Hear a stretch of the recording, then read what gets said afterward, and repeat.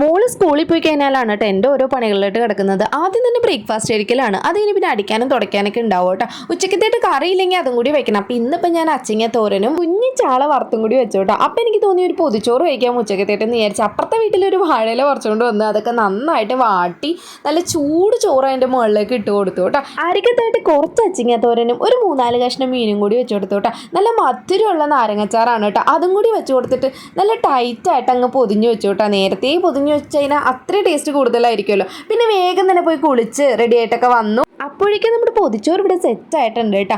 അതിലിട്ട് കുറച്ച് നല്ല കട്ടിയുള്ള മോരുകറിയും കൂടി ഒഴിച്ചു കൊടുത്തിട്ട് എല്ലാം കൂടി കൂട്ടി കുഴച്ചിട്ട് അങ്ങോട്ട് കഴിച്ച് കഴിഞ്ഞാൽ ഒന്നും പറയാനില്ല, അത്രയ്ക്ക് അടിപൊളിയായിരിക്കും. പൊതിച്ചോറ് കഴിക്കുന്നവർക്കൊക്കെ നന്നായിട്ട് മനസ്സിലാവുമല്ലോ ആ ഒരു ഫീലിങ്സ് എന്ന് പറയുന്നത്. നല്ല ടേസ്റ്റി ആയിരുന്നു. ആ വാഴയിലയുടെയൊക്കെ ആ ഒരു ടേസ്റ്റും കൂടിയൊക്കെ വരുമ്പോൾ അടിപൊളിയായിരുന്നു കേട്ടോ.